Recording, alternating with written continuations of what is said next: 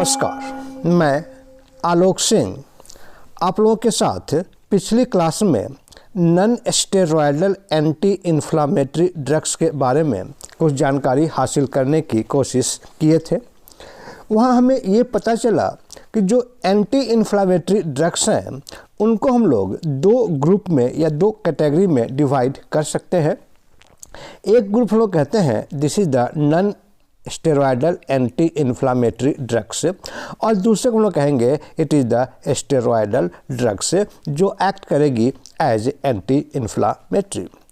वहाँ हम लोगों ने ये भी जाना कि जब हमारे बॉडी पर non steroidal anti inflammatory drugs का इफेक्ट नहीं होता, ये ड्रग इन्फ्लामेशन को कंट्रोल नहीं कर पाती, उस कंडीशन में फिजिशियंस या डॉक्टर्स स्टेरॉयडल ड्रग्स को प्रिस्क्राइब करते हैं।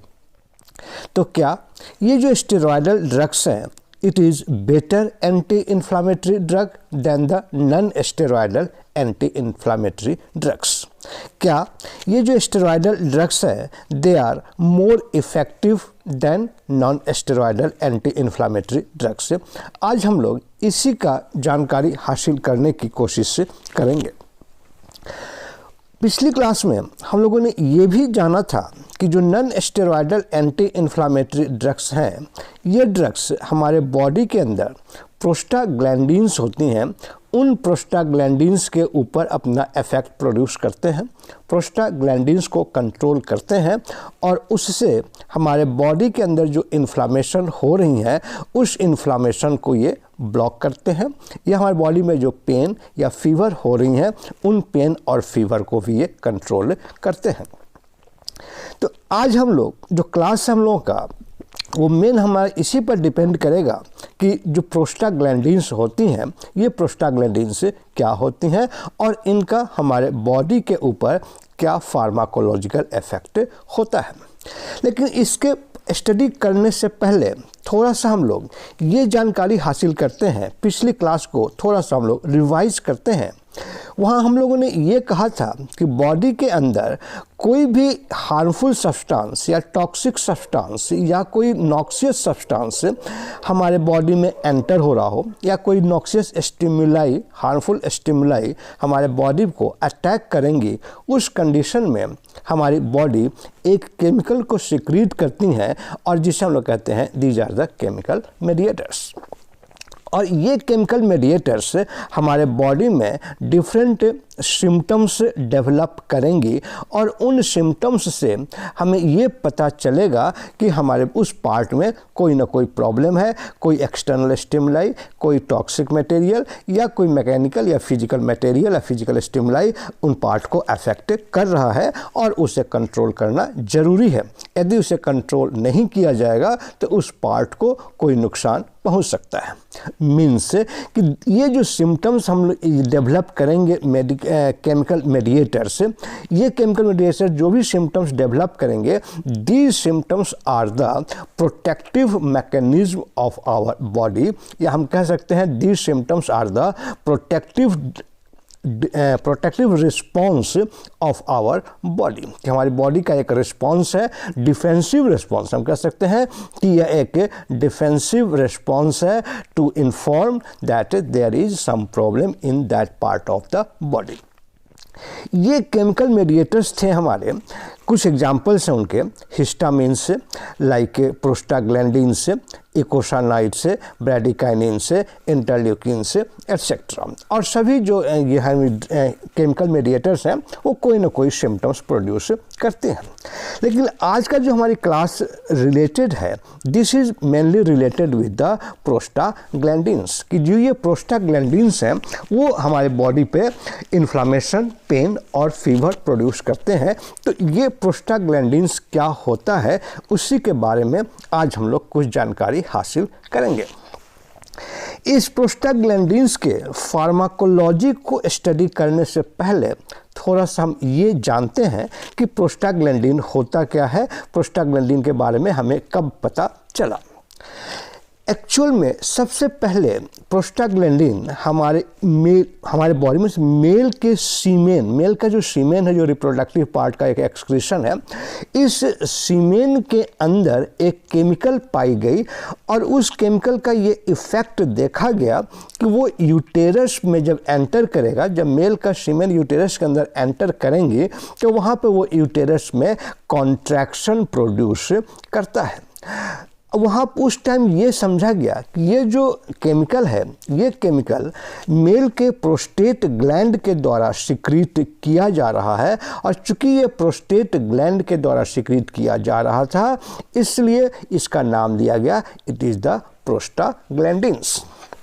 लेकिन बाद में इस पे और रिसर्च हुआ और इसके ऊपर स्टडी की गई, तो बाद में ये पाया गया कि ये जो प्रोस्टाग्लैंडिन्स या प्रोस्टाग्लैंडिन्स से रिलेटेड केमिकल्स हमारे बॉडी के ऑलमोस्ट सभी सेल्स के द्वारा सिक्रीट किए जाते हैं, और बहुत सारे ऐसे केमिकल को पता लगाया गया, स्टडी किया गया कि हमारे इन सेल्स के द्वारा बहुत सारे ऐसे केमिकल सिक्रीट होती हैं जिस केमिकल का सिमिलरिटी प्रोस्टाग्लैंडिन के साथ है।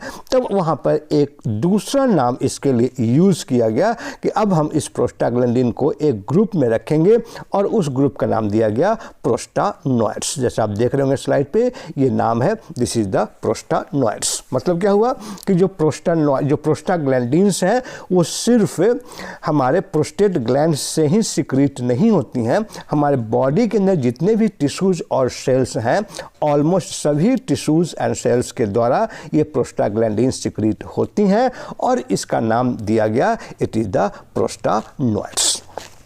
अब प्रोस्टानॉइड्स के अलावा एक और नाम दिया गया इस प्रोस्टाग्लैंडिन को, और उसे हम लोग कहते हैं इकोसानॉइड्स। इकोसानॉइड्स का जो हम लोगों ने अभी स्टडी किया प्रोस्टानॉइड्स से, इसी प्रोस्टानॉइड्स का हम लोग यदि दूसरा नाम देना चाहें तो वो दूसरा नाम है, दिस इज द इकोसानॉइड्स। अब प्रश्न यह है कि प्रोस्टानॉइड्स वर्ड्स तो ठीक है कि प्रोस्टाग्लैंडिन्स से रिलेटेड है। अब चूंकि प्रोस्टाग्लैंडिन्स हम लोग नाम दे दिए थे कि it is secreted by the prostate gland, लेकिन और भी बहुत सारे केमिकल्स थी जो इस प्रोस्टाग्लैंडिन्स के जैसी थी, इसीलिए उसके ग्रुप का नाम दिया गया प्रोस्टानॉइड्स। लेकिन अब प्रश्न ये है कि हम इसका नाम इकोसानॉइड्स क्यों दिए, मीन्स जो साइंटिस्ट ने इनका नाम इकोसानॉइड्स क्यों दिया गया। बहुत ही सिंपल। अब आप फील होगा कि एक नया सा वर्ड आ गया हमारे इस फार्माकोलॉजी में। यहाँ ये नया वर्ड नहीं है, हम लोग पहले भी इस वर्ड के बारे में जानते हैं, और एक वर्ड है इकोसा, ECOSA, इकोसा। आप हिंदी के अंदर जो गिनती होती हैं, जो नंबर्स हैं, उनमें हम 20, 21, 22 कहते हैं। 21 वर्ड याद कीजिए, 21 जिसे हम लोग हिंदी में कहेंगे 21। तो ठीक इसी तरह से जो ग्रीक लैंग्वेज है, उस ग्रीक लैंग्वेज के अंदर जो वर्ड हम यूज़ करते हैं 20 के लिए, उसको हम लोग कहते हैं eicosa. Eicosa means it is 20, eicosa means it is 20। कि वैसा जहाँ पे 20 नंबर को हमें डेजिग्नेट करना हो, उसके लिए वर्ड यूज़ करेंगे इकोसा। और यह और इसी 20 वर्ड से रिलेटेड हमारा जो वर्ड हो गया, दैट इज़ द इकोसानॉइड्स। ये हमारे हो गए, दिस इज़ द इकोसानॉइड्स। तो इसका मतलब क्या हुआ कि इकोसानॉइड्स जो है ये कुछ रिलेटेड है with the digit that is the 20। 20 means है, इकोसा मीन्स 20। अब देखिए होता क्या है कि ये जो इकोसानॉइड्स हैं, जैसे हम लोगों ने स्लाइड पे लिखा हुआ है कि जो प्रोस्टाग्लैंडिन है ये लिपिड्स हैं, और जो इकोसानॉइड है ये क्या हमारा है, फैटी एसिड्स। मीन्स जो प्रोस्टाग्लैंडिन है ये भी हमारी फैटी एसिड्स है, क्योंकि हम जानते हैं कि जो फैटी एसिड्स, जो लिपिड्स होती हैं, they are made up of the fatty acids. आप लोगों ने फर्स्ट ईयर में स्टडी किया था कि जो लिपिड्स हैं they are made up of the fatty acids. Means जो प्रोस्टाग्लैंडिन है ये प्रोस्टाग्लैंडिन भी फैटी एसिड्स हैं। अब वैसा केमिकल, जिस केमिकल के अंदर 20 फैटी एसिड्स है, मीन्स 20 फैटी एसिड्स मिलकर यदि किसी कंपाउंड का फॉर्मेशन करेंगे तब हम उस कंपाउंड का एक कॉमन नाम देंगे, इट इज़ द इकोसानोइड। मैं उम्मीद करता हूँ समझ गए होंगे। इकोसा मीन्स 21 नहीं, eicosa means 20, 20, in the Greek it is 20।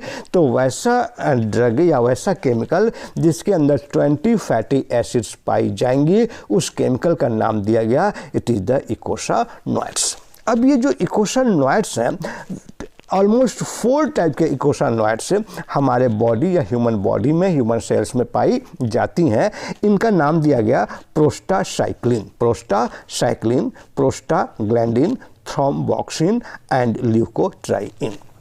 कि ये 4 केमिकल्स हैं जो हमारी बॉडी में पाई जाएंगी और इसका एक कॉमन नाम देंगे। वो कॉमन नाम हम लोग क्या देंगे, इट इज़ द इकोसानोइड, या हम इसका दूसरा नाम दे सकते हैं, इट इज़ द प्रोस्टानोइड्स। कोई वर्ड यूज कर लें, प्रोस्टानोइड्स और इकोसानोइड्स। अब ये जो प्रोस्टानोइड्स हैं या जो इकोसानोइड्स हैं, ये इकोसानोइड्स का अपना बॉडी के ऊपर डिफरेंट इफेक्ट होगा। जैसे कि यदि वो प्रोस्टाग्लैंडिन है तो वहाँ पे वो इन्फ्लामेशन प्रोड्यूस करेगा, मीन्स जिस सेल्स में प्रोस्टाग्लैंडिन सिक्रीट होंगी उन सेल्स के अंदर इन्फ्लामेशन प्रोड्यूस होगा, उस सेल्स के अंदर स्वेलिंग होगी, उस सेल्स के अंदर का टेम्परेचर इंक्रीज हो जाएगा, उस सेल्स में रेडनेस डेवलप हो जाएंगी। These all are the symptoms of the inflammation.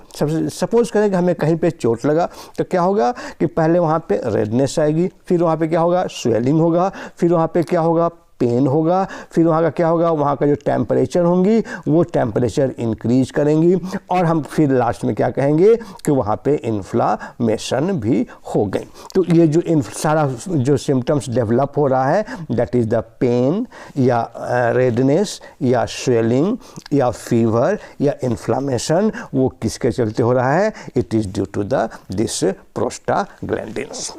That is an example of the eicosanoids. अब यदि सपोज करें कि यही ड्रग या यही कंपाउंड हमारे ब्लड के अंदर पाया जाएगा, तब हम उसे नाम देंगे, it is the thromboxane. Thromboxane, thrombo word से होंगे, थ्रोम्बोसाइट्स वर्ड याद होगा, ब्लड से रिलेटेड वर्ड है थ्रोम्बोसाइट्स, और उसी से रिलेटेड हो गया थ्रोम्बोक्सिन, जिसका काम क्या होगा कि ये ब्लड वेसल के अंदर वैसो कॉन्स्ट्रिक्शन करेंगी। इनका पूरा डिटेल हम लोग आगे स्टडी करेंगे, इनका क्या फार्माकोलॉजिकल इफेक्ट है। अभी से भी इतना जानते हैं कि जो जो इकोसानोइड्स हैं उनमें से प्रोस्टाग्लैंडिन इन्फ्लामेशन प्रोड्यूस करती हैं, थ्रोम्बोक्सिन हमारी वैसो कॉन्स्ट्रिक्शन प्रोड्यूस करती हैं, और यदि वहाँ पे ल्यूकोट्राइइन सिक्रीट होंगी तो ल्यूकोट्राइइन इन्फ्लामेशन और एलर्जी दोनों ही प्रोड्यूस करती हैं।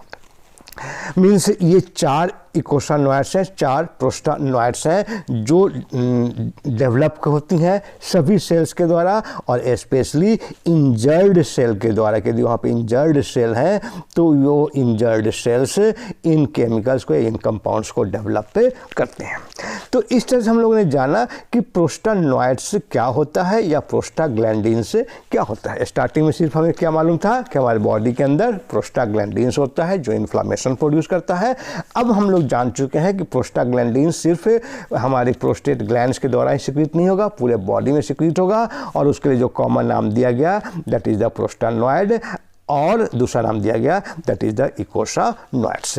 और 4 इकोसानोइड्स का नाम बताया जा रहा है, these are the prostacyclin, these are the prostaglandin, these are thromboxane and these are leukotrienes. तो आइए हम लोगों ने अपना इंट्रोडक्शनरी पार्ट कंप्लीट किया कि प्रोस्टाग्लैंडिन्स क्या होता है।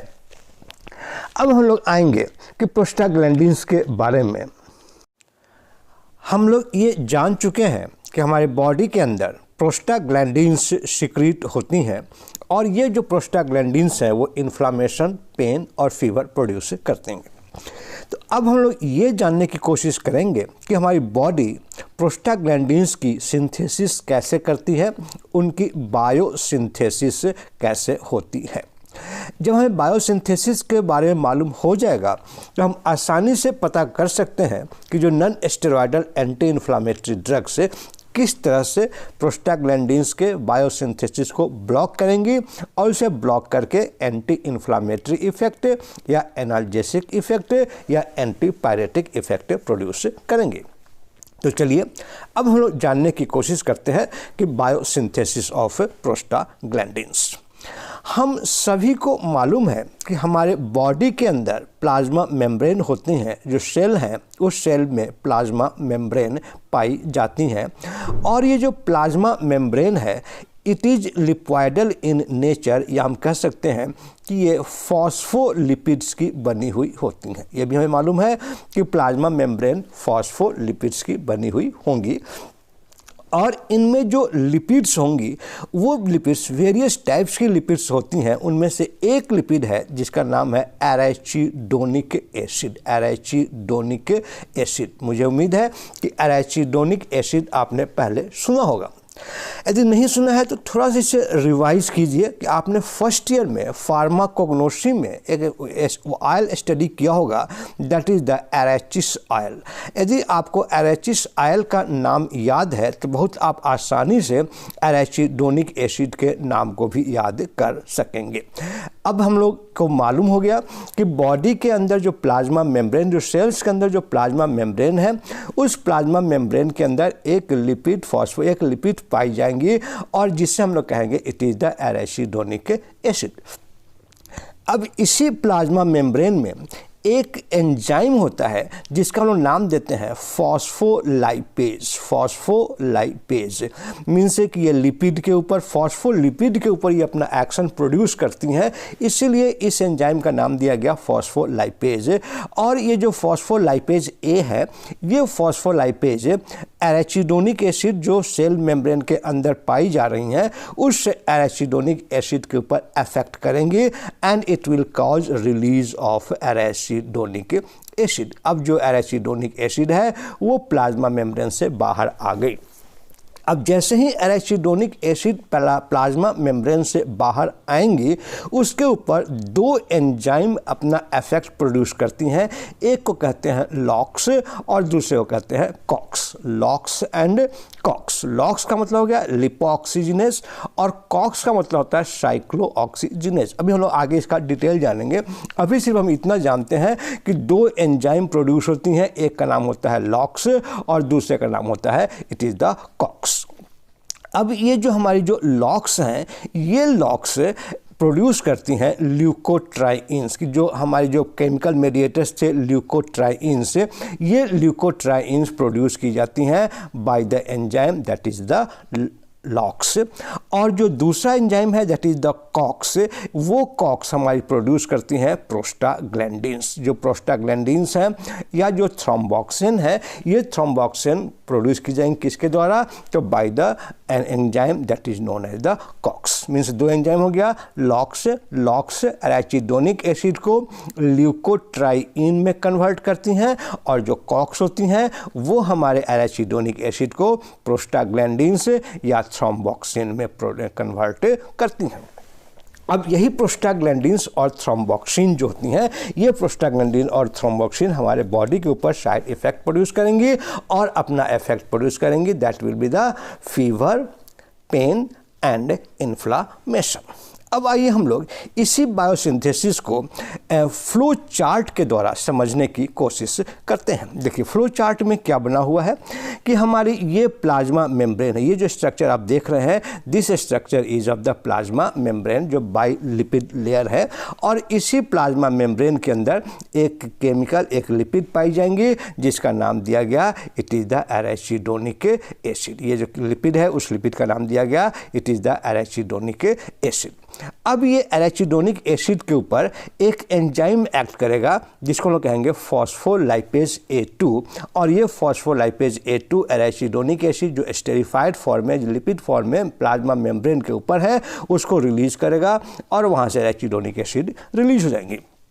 जैसे ही एराचिडोनिक एसिड रिलीज होंगी उसके ऊपर दो एंजाइम अपना इफेक्ट प्रोड्यूस करेंगे। एक का नाम हो गया लाइपोऑक्सीजिनेज जिसको हम लोग शॉर्ट में कहते हैं इट इज़ लॉक्स। और दूसरा हमारा हो गया दैट इज़ द साइक्लोऑक्सीजिनेज जिसे हम लोग शॉर्ट में कहते हैं इट इज़ कॉक्स।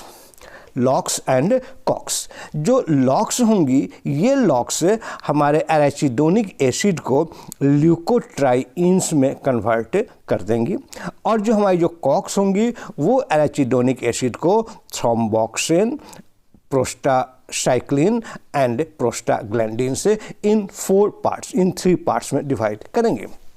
मीन्स जो एराचिडोनिक एसिड है उससे क्या क्या सिंथेसिस हो गया, that is the leukotrienes, prostacyclin, prostaglandin and thromboxane, and these all are the eicosanoid और प्रोस्टानॉइड्स।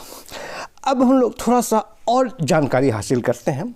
स्टार्ट में क्या हम लोगों ने कहा था कि non steroidal anti inflammatory drugs और जो स्टेरॉयडल एंटी इन्फ्लामेटरी ड्रग्स हैं उनमें से जो स्टेरॉयड्स हैं it is more better anti inflammatory effect than the non steroidal anti inflammatory drugs. अब हमें इसकी जानकारी इसी फ्लो चार्ट से मालूम हो जाएगी। जो non steroidal anti inflammatory drugs हैं एक्चुअल में it inhibit cyclooxygenase, that is the COX, की ये कॉक्स को इनहिबिट करती हैं। और जब ये non steroidal anti inflammatory drugs COX को इनहिबिट करेंगी, नतीजा क्या होगा कि हमारे बॉडी में प्रोस्टाग्लैंडिन्स का सिक्रीशन नहीं होगा, प्रोस्टाग्लैंडिन की बायोसिंथेसिस नहीं होगी, या प्रोस्टासाइक्लिन या प्रोस्टाग्लैंडिन और थ्रोम्बोक्सिन की बायोसिंथेसिस नहीं होगी। और जब इन इकोसानाइड्स की बायोसिंथेसिस नहीं होगी तो ऑटोमेटिकली हमारे बॉडी के अंदर जो इन्फ्लामेशन हो रहा था या जो पेन हो रही थी या जो फीवर प्रोड्यूस हो रही थी वो फीवर नहीं होंगी। लेकिन जो हमारी एनसेड्स हैं, मीन्स जो non steroidal anti inflammatory drugs हैं, ये ल्यूकोट्राइन्स के सिंथेसिस को इनहिबिट नहीं करेंगी और ल्यूकोट्राइन्स अपना सिंथेसाइज या बायोसिंथेसिस इनका होता रहेगा। अब दूसरे पर आते हैं, that is the corticosteroids, means जो स्टेरॉइड्स हमारी हैं, जो स्टेरॉइड्स एक्ट कर रही हैं as a anti inflammatory drug. तो जो हमारी जो स्टेरॉइड्स होती हैं, जो कॉर्टिकोस्टेरॉइड्स होंगी, ये क्या करती हैं कि इट ब्लॉक और it inhibit the enzyme phospholipase. और जब ये फॉस्फोलाइपेज को इनहिबिट कर देंगी तो नतीजा क्या होगा कि जो हमारी जो एराचिडोनिक एसिड थी, इस एराचिडोनिक एसिड का रिलीज नहीं होगा फ्रॉम द प्लाज्मा मेम्ब्रेन, कि प्लाज्मा मेम्ब्रेन से एराचिडोनिक एसिड रिलीज नहीं होंगी।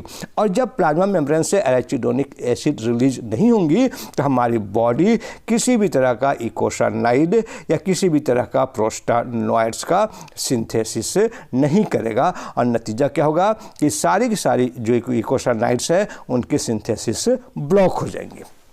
और इसलिए कॉर्टिकोस्टेरॉइड्स को कहा जाता है it is more effective as a anti inflammatory agent than the non steroidal anti inflammatory drugs. Means जो स्टेरॉइड्स इसको नाम दिया गया corticosteroids, corticosteroids are more effective. कारण समझ गए होंगे कि कॉर्टिकोस्टेरॉइड्स एराचिडोनिक एसिड के ही रिलीज को बंद कर देती है। नतीजा क्या होता है कि जितने भी इकोसानाइड्स हैं उन इकोसानाइड्स का सिंथेसिस नहीं होगा। जबकि एनसेड सिर्फ क्या कर रही हैं कि it block the synthesis of 3 eicosanoids, that is the thromboxane, prostacyclin and prostaglandin से, और ल्यूकोट्राइन्स की सिंथेसिस कंटिन्यू रहेंगी। इसलिए डॉक्टर कॉर्टिकोस्टेरॉइड्स का यूज़ करते हैं जब हमारा एनसेड्स काम नहीं करता। अब हमारे दिमाग में एक प्रश्न आ सकता है कि फिर डॉक्टर शुरू में ही कॉर्टिकोस्टेरॉइड्स प्रिस्क्राइब कर देते हैं, वो एनसेड्स को क्यों यूज करते हैं? इसका सिंपल सा रीज़न ये है, इसका डिटेल हम लोग तब जानेंगे जब हम लोग स्टेरॉयड चैप्टर को स्टडी करेंगे। अभी सिर्फ इतना ही जानते हैं कि जो स्टेरॉयडल ड्रग्स होती हैं, इन स्टेरॉयडल ड्रग्स का साइड इफ़ेक्ट्स बहुत ज़्यादा होता है, और चूँकि इनका साइड इफ़ेक्ट्स बहुत ज़्यादा होगा इसीलिए डॉक्टर्स या प्रिस्क्राइबर्स या फिजिशियंस प्रेफर करते हैं non steroidal anti inflammatory drugs के compare to the this corticosteroid या स्टेरॉयडल ड्रग्स। चलिए अब हम लोग का एक पॉइंट तो हो गया सॉल्व कि कॉर्टिकोस्टेरॉइड्स या steroidal drug are more effective anti inflammatory agent than the non steroidal anti inflammatory drugs. अब हम लोग अपने डिस्कशन को आगे बढ़ाते हैं और हम आते हैं अपने प्रोस्टाग्लैंडिन्स पे। हमारा जो चैप्टर था, इस चैप्टर को हमें स्टडी करना था in the form of prostaglandin. अब ये जो हमारी फार्माकोलॉजी है, इस फार्माकोलॉजी के अंदर प्रोस्टाग्लैंडिन 2 चैप्टर्स या 2 टॉपिक्स के अंदर स्टडी करनी है। एक तो हमारा हो गया that is the chapter non steroidal anti inflammatory drugs, वहाँ भी हमें स्टडी करना है। और दूसरा एक और चैप्टर है, उसे कहते हैं ऑटोक्वाड्स की। जो ऑटोक्वाड्स हैं, उन ऑटोक्वाड्स के अंदर भी हमें इस प्रोस्टाग्लैंडिन्स को स्टडी करनी है। मीन्स हम जो प्रोस्टाग्लैंडिन स्टडी करेंगे वो 2 चैप्टर हमारा कवर हो जाएगा, that is the autacoids and mechanism of the non steroidal anti inflammatory drugs. यदि हम इस प्रोस्टाग्लैंडिन्स को चैप्टर को अच्छी तरह से समझ गए तो बहुत आसानी से हम नॉन स्टेरॉयडल ड्रग्स के फार्माकोलॉजी को या नॉन स्टेरॉयडल ड्रग्स का जो साइड इफ़ेक्ट्स हैं, थेराप्यूटिक इफ़ेक्ट्स हैं, उनको हम बहुत आसानी से समझ पाएंगे, बहुत आसानी से उसको अंडरस्टैंड कर पाएंगे। आइए अब हम लोग स्टार्ट करते हैं अपना topic, that is the prostaglandins. अब यहाँ पे एक नाम आया, दैट इज़ द ऑटोक्वाड्स, कि ऑटोक्वाड्स क्या होता है, व्हाट इज़ ऑटोक्वाड्स, या ऑटोक्वाड्स को हम कैसे डिफाइन करेंगे। देखिए ऑटोक्वाड्स को डिफाइन करने का मतलब क्या होता है। ऑटोक्वाड्स को हम लोग कहते हैं कि these are the local hormone. Local hormone का मतलब क्या हो गया कि जहाँ पे ये केमिकल सिक्रीट हो रही हैं वहीं पर ये केमिकल अपना एक्शन भी प्रोड्यूस करती हैं और ये हार्मोन की तरह इनका एक्शन होता है और इसीलिए हम इसे कहते हैं it is the local hormone. बहुत सारे ड्रग्स हैं जो बहुत सारे ऐसे केमिकल्स हैं जो हमारी बॉडी में पाई जाती हैं, it come under the category of the autacoids और प्रोस्टाग्लैंडिन भी उनमें से एक है and that is the autacoids. इसके अलावा कुछ वर्ड और हैं जो हमें मालूम होना चाहिए while we are studying this prostaglandin. उस वर्ड का नाम देते हैं ऑटोक्राइन, ऑटोक्राइन, और दूसरा का नाम हम लोग देते हैं पैराक्राइन, ऑटोक्राइन एंड पैराक्राइन। कि अब ये ऑटोक्राइन क्या है और ये पैराक्राइन क्या है। यहाँ वर्ड है क्राइन। क्राइन वर्ड जो रिलेटेड है, this is related with the endocrine gland. आपने स्टडी किया होगा एंडोक्राइन ग्लैंड, और इसी एंडोक्राइन से रिलेटेड 2 वर्ड और हम स्टडी कर रहे हैं और हम आज जान रहे हैं, और वो हमारा वर्ड है ऑटोक्राइन और दूसरा वर्ड है पैराक्राइन। तो जो ऑटोक्वाड्स हैं उन ऑटोक्वाड्स को हम लोग 2 कैटेगरी में डिवाइड कर सकते हैं, एक को कहेंगे ऑटोक्राइन और दूसरे को कहेंगे पैराक्राइन। ऑटोक्राइन का मतलब क्या हो गया कि वैसा केमिकल जो केमिकल किसी सेल के अंदर रिलीज हो रही हैं, किसी सेल के द्वारा प्रोड्यूस हो रही हैं और उसी सेल के ऊपर अपना इफेक्ट प्रोड्यूस कर रही हैं, तब हम उस तरह के लोकल हार्मोन का क्या नाम देंगे, इट इज़ द ऑटोक्राइन। दूसरा वर्ड है दैट इज़ द पैराक्राइन। जब पैराक्राइन का मतलब क्या हो गया कि वैसा केमिकल जो किसी एक सेल के द्वारा प्रोड्यूस की गई और उसकी जो सराउंडिंग सेल्स थी, जो सपोज करो एक सेल है ये, तो इसके जो सराउंडिंग सेल्स हैं, इसके आसपास जो सेल्स थी, उन सेल्स के ऊपर ये अपना एक्शन प्रोड्यूस कर रही हैं, तब हम उस तरह के ऑटोक्वाड्स का नाम देंगे इट इज़ द पैराक्राइन्स। तो क्या हो गया, ऑटोक्राइन्स एंड पैराक्राइन्स। तो जो हमारी जो ये प्रोस्टाग्लैंडिन हम स्टडी कर रहे हैं आज की क्लास में, ये प्रोस्टाग्लैंडिन से दोनों कैटेगरी में आती हैं। It act as a autocrines as well as it act as a paracrines. Means कि जहाँ पे ये रिलीज होंगी वहीं अपना एक्शन प्रोड्यूस करेंगी, उसी सेल में अपना एक्शन प्रोड्यूस करेंगी और उसके साथ साथ जो उसके सराउंडिंग सेल्स हैं उन सराउंडिंग सेल्स पर भी अपना इफेक्ट प्रोड्यूस करेंगी। यदि उनके बीच में एक्स्ट्रा सेलुलर सब्सटेंस हैं तो ये प्रोस्टाग्लैंडिन उन एक्स्ट्रा सेलुलर सब्सटेंस से डिफ्यूज होकर के दूसरे सेल्स में जो सराउंडिंग सेल्स हैं उनके अंदर एंटर करेंगी और अपना एक्शन प्रोड्यूस करेंगे। चलिए, ये तो हम लोगों ने थोड़ा सा और जानकारी हासिल कर ली अपने इस प्रोस्टाग्लैंडिन्स के बारे में। अब हमें मालूम है कि हमारे बॉडी के अंदर जो भी केमिकल बायोसिंथेसिस हो रही हैं उनका कुछ ना कुछ यूज़ होता है, कुछ ना कुछ पर्पस होता है। इसका मतलब हो गया कि जो प्रोस्टाग्लैंडिन्स हमारे बॉडी के अंदर सिक्रीट हो रही हैं या जो इकोसाइनॉइड्स हमारे बॉडी में सिक्रीट हो रही हैं, उसके भी कोई ना कोई रोल या कोई ना कोई फंक्शंस हमारे बॉडी में होगा। यदि वो नॉर्मल कंडीशन में हमारे बॉडी के अंदर सिक्रीट हो रही हैं तब तो वो हमारे बॉडी में अपना फिजियोलॉजिकल इफेक्ट प्रोड्यूस करेंगे और जो हमारे बॉडी के लिए हार्मफुल है, हमारे बॉडी के डे टू डे फंक्शंस के लिए उसकी आवश्यकता होगी। यदि किसी कारण से इसी प्रोस्टाग्लैंडिन का जो सिक्रीशन है वो सिक्रीशन ज़्यादा हो गया, उस कंडीशन में क्या होगा कि ये प्रोस्टाग्लैंडिन का जो इफ़ेक्ट होगा वो इफ़ेक्ट अब हमारे बॉडी में इन्फ्लामेशन प्रोड्यूस कर सकता है, हमारे बॉडी में पेन प्रोड्यूस कर सकता है, हमारे बॉडी में फीवर प्रोड्यूस कर सकता है। मीन्स जब नॉर्मल कंडीशन में प्रोस्टाग्लैंडिन सिक्रीट होगा that will serve some useful purpose. लेकिन यदि हमारे बॉडी के ऊपर कोई मैकेनिकल स्टिमुलाई, कोई एक्सटर्नल स्टिमुलाई या किसी तरह का टॉक्सिक सब्सटेंस का अटैक हो गया और प्रोस्टाग्लैंडिन की सिंथेसिस इंक्रीज हो गई, प्रोस्टाग्लैंडिन ज़्यादा अमाउंट में सिंथेसाइज हो गई, ज़्यादा अमाउंट में बायोसिंथेसिस हो गई, तब उस कंडीशन में ये prostaglandin just opposite effect produce करेगा और इसे कहेंगे फीवर या इन्फ्लामेशन या ये पेन भी प्रोड्यूस कर सकता है।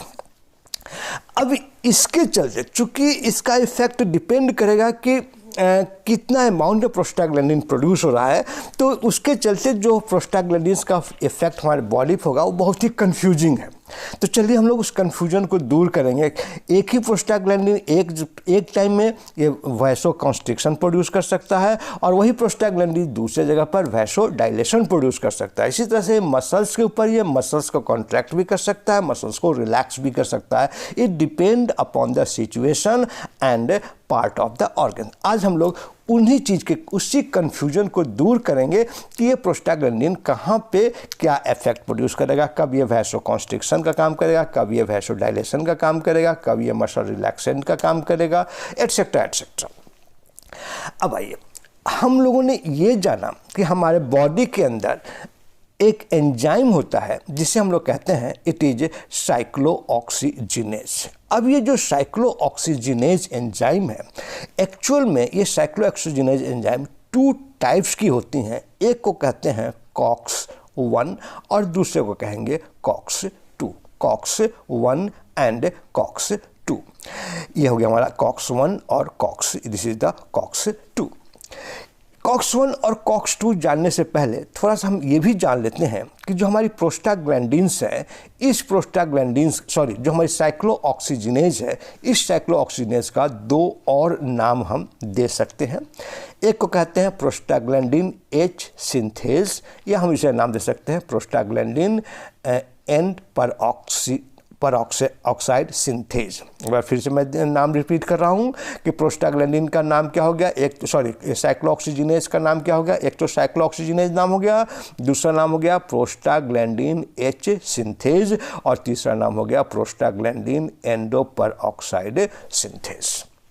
लेकिन जो मोस्ट कॉमन या जो सबसे प्रचलित नाम है दैट इज द साइक्लोऑक्सीजिनेज या इसे हम लोग शॉर्ट में कहते हैं COX। अब ये जो COX है ये COX-2 टाइप्स की होती हैं। एक को हम लोग कहते हैं COX-1 साइक्लोऑक्सीजिनेज 1 और दूसरे हम लोग कहेंगे COX-2 या साइक्लोऑक्सीजिनेज 2। अब जो COX-1 है उस COX-1 का एक और हम लोग इसके बारे में कहते हैं कि it is the constitutive enzyme, जबकि जो COX-2 है इस COX-2 को हम लोग कहते हैं इट इज़ द इंड्यूसिव एंजाइम। देखिए दोनों वर्ड है, ये है इंड्यूसिव एंजाइम और दिस क्या है, it is the constitutive enzyme. जब हम वर्ड यूज़ करते हैं कंस्टिट्यूटिव, इसका मतलब क्या हुआ कि जो COX है it is the normal constituent of the cell, कि सेल के अंदर का एक नॉर्मल कंस्टिट्यूएंट है जो नॉर्मल कंडीशन में सेल के अंदर पाई जाती हैं। और जब उस तरह का ये एंजाइम जो COX-1 होगा वो नॉर्मल कंडीशन में पाई जाएंगी, इसीलिए इसे हम कहेंगे it is the constitutive enzyme और इट इज़ द साइक्लोऑक्सीजिनेज 1। दूसरा कि हम लोग इस COX-1 का एक और इसके बारे में कहा जाता है कि it is the house keeper of the cell, कि मीन्स सेल का ये हाउस कीपर है। मीन्स जो सेल का जो प्रॉपर फंक्शन है उस प्रॉपर फंक्शंस को प्रोटेक्ट करने में ये COX-1 हेल्प करता है। दूसरा कहा जा रहा है कि जो COX-2 है, this COX-2 is inducible in nature, means it is inducive in nature. जब हम वर्ड यूज करते हैं इंड्यूसिव, मीन्स क्या हुआ कि ये नॉर्मल कंडीशन में सेल के अंदर रिलीज नहीं होंगी। जब कोई एक्सटर्नल स्टिमुलाई उस सेल को अटैक करेंगी, या जो कोई एक्सटर्नल मटेरियल या एक्सटर्नल सब्सटेंस या एक्सटर्नल केमिकल उस सेल को अटैक करेंगी, उस कंडीशन में सेल जब साइक्लोऑक्सीजिनेज को सिंथेसाइज करेगा, उस साइक्लोऑक्सीजिनेज को क्या नाम देंगे? It is the COX-2। Means COX-2 कब रिलीज होगा? कि जब कोई इन्फ्लामेटरी मेडिएटर, मीन्स ऐसा मेडिएटर जिसके चलते इन्फ्लामेशन, पेन या फीवर प्रोड्यूस होगा, वो हमारे सेल को अटैक करेगा, तब हमारा सेल साइक्लोऑक्सीजिनेज 2 प्रोड्यूस करेगा। अब जो साइक्लोऑक्सीजिनेज 1 होगा, उसके द्वारा जो प्रोस्टाग्लैंडिन सिक्रीट होंगी, वो हमारे बॉडी के लिए यूजफुल है, हमारे बॉडी के नॉर्मल फिजियोलॉजिकल कंडीशंस को मेंटेन रखने में हेल्प करती हैं। जबकि साइक्लोऑक्सीजिनेज के द्वारा जो प्रोस्टाग्लैंडिन्स सिक्रीट की जाएंगी, वो प्रोस्टाग्लैंडिन्स या जो इकोसानाइट्स सिक्रीट की जाएंगी, वो इकोसानाइट्स act as a protective response of the body, or they will act as a defensive response of the body। तो आइए अब हम लोग जानते हैं कि COX-1 का हमारे बॉडी के ऊपर क्या नॉर्मल इफेक्ट होता है। सबसे पहले एक यहाँ पे स्लाइड पे एक वर्ड लिखा हुआ है, it is the homeostasis. Homeostasis, अब ये होम्योस्टैसिस हम हो सकता है आपको मालूम हो, फिर भी जिनको नहीं मालूम है उनके लिए हम लोग होम्योस्टैसिस के बारे में जानकारी और हासिल करेंगे। लेकिन अभी हम लोग इस वर्ड को सिर्फ रखते हैं कि it COX-1 helps in homeostasis. Next slide में हम लोग इसका डिटेल जानेंगे। अब जो हमारी COX-1 है, इनके द्वारा जो प्रोस्टाग्लैंडिन सिक्रीट की जाती हैं, वो हमारे बॉडी में 3 टाइप का इफेक्ट प्रोड्यूस करती है। मेनली जो यूजफुल इफेक्ट है, जो फिजियोलॉजिकल इफेक्ट है, वो 3 टाइप्स का इफेक्ट है। सबसे पहला इफेक्ट ये कहा जा रहा है कि ये हमारे बॉडी की जो रीनल सिस्टम है, हमारी बॉडी की जो किडनी है, इस किडनी के अंदर ब्लड परफ्यूजन या कह सकते हैं ब्लड फ्लो को मेंटेन रखता है। ब्लड फ्लो को ये इंक्रीज करता है, जितनी रिक्वायरमेंट है उसके अनुसार रीनल सिस्टम में किडनी के अंदर ब्लड एंटर करती रहेंगी। Means prostaglandins help to maintain renal blood flow. दूसरा जो इसका इफेक्ट है, that is on the gastrointestinal tract. देखिए क्या होता है, यहाँ पे थोड़ा सा हम लोग अपने सब्जेक्ट से हटते हैं और एक जनरल डिस्कशन करते हैं। हम सभी को मालूम है कि स्टमक के अंदर हाइड्रोक्लोरिक एसिड सिक्रीट होती हैं, जो कि डाइजेशन में हेल्प करती हैं। अब कभी आपने सोचा कि ये हाइड्रोक्लोरिक एसिड हमारे स्किन के कांटेक्ट में आता है तो स्किन पे बर्न स्टार्ट हो जाती है, स्किन में जलन महसूस होती है। यही हाइड्रोक्लोरिक एसिड जब स्टमक के अंदर होती हैं तो उस समय ये स्टमक के अंदर जो फूड है, उस फूड को ये डाइजेस्ट करने में हेल्प कर रही हैं। क्योंकि एसिडिक इन नेचर है तो फूड को भी ये डाइजेस्ट करने में हेल्प करेंगी। समझ में बात आ रही है। लेकिन जब ये हाइड्रोक्लोरिक एसिड जो हमारी HCl है, वो फूड को डाइजेस्ट कर रही हैं, तो ऐसा क्यों नहीं ये स्टमक के वाल को भी डाइजेस्ट करेंगी? फूड के अंदर भी प्रोटीनस मैटर है, फूड के अंदर भी कार्बोहाइड्रेट मैटर है, फूड के अंदर भी लिपिड मैटर है, और जो हमारे जो स्टमक का वाल है, हम लोग मालूम है यहाँ पर भी ये प्रोटीनस इन नेचर होती हैं। अब ये जो हमारी स्टमक के वाल है उसको तो डाइजेस्ट नहीं कर रही हैं, लेकिन उस स्टमक के अंदर जो कंटेंट्स हैं, उन कंटेंट्स को ये डाइजेस्ट करने में हेल्प कर रही हैं। अब प्रश्न ये है कि ऐसा क्यों हो रहा है कि ये हाइड्रोक्लोरिक एसिड हमारे स्किन को तो बर्न कर देती हैं, लेकिन जो स्टमक का वाल है उसके वाल को ये बर्न नहीं कर पा रही हैं। उसका कारण क्या है? बहुत ही सिंपल कारण है। कारण क्या होगा कि जो हमारी स्टमक का वाल होगा, उस स्टमक के इनर वाल पे म्यूकस की लाइनिंग होगी। म्यूकस आप समझ रहे होंगे, म्यूकस मेम्ब्रेन होता है, वहाँ म्यूकस सिक्रीट होता है। तो इस स्टमक के वाल पे म्यूकस की लाइनिंग होती है, और ये जो म्यूकस की लाइनिंग है, ये म्यूकस की लाइनिंग प्रोटेक्ट करती है स्टमक के वाल को। किससे? तो फ्रॉम द हाइड्रोक्लोरिक एसिड और from the acid present in the stomach. और ये जो म्यूकस का सिक्रीशन हो रहा है या जो म्यूकस का सिंथेसिस होता है स्टमक के वॉल में, वो किसके द्वारा होता है? तो बाय द प्रोस्टाग्लैंडिन्स की। प्रोस्टाग्लैंडिन्स प्रमोट करता है गैस्ट्रिक म्यूकोसा को, प्रोटेक्ट करता है गैस्ट्रिक म्यूकोसा को। और कैसे कर प्रोटेक्ट करेगा? तो by the forming lining of the mucus.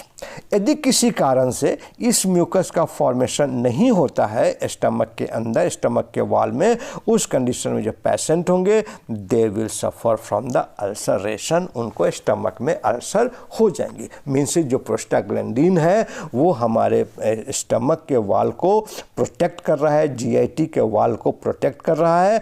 किससे? तो फ्रॉम द एसिड और to prevent that is the ulceration. जो तीसरा इसका फंक्शन है हमारे बॉडी के अंदर, that is the blood clotting. कि जो प्रोस्टाग्लैंडिन में स्पेशली हम लोगों ने जो थ्रोम्बोक्सिन स्टडी किया, ये जो थ्रोम्बोक्सिन है it encourage the platelet aggregation. Platelet aggregation मतलब कि जो हमारे थ्रोम्बोसाइट्स हैं वो थ्रोम्बोसाइट्स को एग्रीगेट करेंगी, उन थ्रोम्बोसाइट्स को क्लम्प करेंगी और उससे क्या होगा? ब्लड का क्लॉटिंग होगा। मीन्स यदि हमारी बॉडी से ब्लड लॉस हो रहा हो, कट लग गया हो, तो वहाँ जो ब्लड क्लॉटिंग की मैकेनिज्म होती हैं उनमें भी ये प्रोस्टाग्लैंडिन्स मीन्स इकोसानाइड्स या थ्रोम्बोक्सिन अपना रोल प्ले करती हैं। मीन्स अभी तक हम लोगों ने ये जाना कि प्रोस्टाग्लैंडिन्स का हमारे बॉडी पे 3 मेन इफेक्ट हैं। पहला इफेक्ट क्या हो गया कि it maintain renal blood flow. Means यदि प्रोस्टाग्लैंडिन कम हो गया हमारे बॉडी के अंदर किसी कारण से, तो किडनी के अंदर ब्लड फ्लो प्रॉपर नहीं होगा। दूसरा कि ये हमारे बॉडी के स्टमक के वाल को प्रोटेक्ट करता है from the mucus, from the acid. Means यदि हमारे बॉडी में प्रोस्टाग्लैंडिन का अमाउंट कम हो गया तो उस कंडीशन में हमें अल्सरेशन हो सकती है। और तीसरा हो गया कि ब्लड थ्रोम्बोसाइट्स को ये क्लॉट करने में हेल्प करती हैं, ब्लड क्लॉटिंग में हेल्प करती हैं। मीन्स से यदि हमारे बॉडी में किसी भी कारण से प्रोस्टाग्लैंडिन का अमाउंट कम हो गया तो हमें क्लॉटिंग की प्रॉब्लम होगी। तो these are the physiological effect of the prostaglandins. इन तीनों पॉइंट को अच्छी तरह से याद रखेंगे। यदि ये तीनों पॉइंट आपको याद रहेगा तो आगे जब हम लोग non steroidal anti inflammatory drugs study करेंगे तो उन ड्रग्स का क्या साइड इफेक्ट्स हैं, वो साइड इफेक्ट्स हमें आसानी से समझ में आ जाएगा। सिंपल यहीं से आप कर सकते हैं कि कोई भी जो non steroidal anti inflammatory drugs हैं वो क्या करेंगी, तो वो प्रोस्टाग्लैंडिन के सिंथेसिस को ब्लॉक करेंगी। और जब वो प्रोस्टाग्लैंडिन के सिंथेसिस को ब्लॉक करेंगी तो नेचुरल है कि जो रीनल ब्लड फ्लो है वो रीनल ब्लड फ्लो को वो ब्लॉक कर देंगी। मीन्स रीनल की प्रॉब्लम स्टार्ट हो जाएंगी, वो साइड इफेक्ट आएगा। प्रोस्टाग्लैंडिन का सिंथेसिस जब रुक जाएगा तो हमारी जो गैस्ट्रिक एसिड से जो प्रोटेक्शन हो रही थी, म्यूकस का सिंथेसिस हो रहा था, वो म्यूकस का सिंथेसिस बंद हो जाएगा, हम अल्सरेशन हो सकता है। प्रोस्टाग्लैंडिन हमारी ब्लॉकेज होगी तो क्या होगा, जो ब्लड की क्लॉटिंग हो रही थी वो ब्लड की क्लॉटिंग प्रॉपर नहीं होगी और ब्लीडिंग स्टार्ट हो जाएगी, तो फिर ब्लीडिंग बंद नहीं होंगी। तो these are the side effects of the non steroidal anti inflammatory drugs. खैर ये पॉइंट यहाँ का नहीं है, इसे हम लोग वहाँ डिटेल में स्टडी करेंगे जब हम स्टडी करेंगे regarding drugs related to the non steroidal anti inflammatory drugs. तो ये हमारी कॉक्स का जनरल इफेक्ट हो गया जो कि होम्योस्टेसिस प्रोड्यूस करता है। अभी ये क्वेश्चन रह गया कि व्हाट इज होम्योस्टेसिस। अभी हम लोग जानेंगे, आगे के स्लाइड में स्टडी करेंगे कि होम्योस्टेसिस क्या होता है। अब आइए कि जब COX-2 सिक्रीट होगा, COX-2 का मतलब क्या हो गया कि ये इंड्यूसेबल है। इंड्यूसेबल का मतलब क्या हो गया कि वैसा एंजाइम वो तब सिक्रीट होगा जब हमारे बॉडी के ऊपर कोई इन्फ्लामेटरी रिस्पांस आ रही है। मीन्स कोई इन्फ्लामेटरी अटैक हो रही है, कोई ऐसा मैकेनिकल इंजरी हो रही है जिसके चलते बॉडी में इन्फ्लामेशन हो। मीन्स कोई भी इन्फ्लामेटरी फैक्टर हो, कोई भी फिजियोलॉजिकल स्टिमुली हो या ग्रोथ फैक्टर हो, वो COX-2 के सिक्रीशन को इंक्रीज कर देती हैं। और जब COX-2 हमारे बॉडी में सिक्रीट होता है तो ये COX-2 मीन्स COX-2 के द्वारा जो प्रोस्टाग्लैंडिन सिंथेसाइज होंगी वो प्रोस्टाग्लैंडिन हमारी बॉडी में पेन, इन्फ्लामेशन और फीवर प्रोड्यूस करेंगी। Pain, inflammation and fever. Clear हुई बात ये। और इसको आप सिंपल भाषा में कहना चाहते हैं तो कहेंगे कि यदि हमारे प्रोस्टाग्लैंडिन नॉर्मल अमाउंट में हमारे ब्लड में है, हमारे बॉडी में है, तो उस कंडीशन में वो फिजियोलॉजिकल इफेक्ट प्रोड्यूस करेगा। लेकिन यदि हमारे बॉडी में कोई एक्सटर्नल स्टिमुलाई आ रही हैं और प्रोस्टाग्लैंडिन का सिंथेसिस रिक्वायरमेंट से ज़्यादा होगा, तो उस कंडीशन में हमारे बॉडी में pain, inflammation and fever produce करेंगे।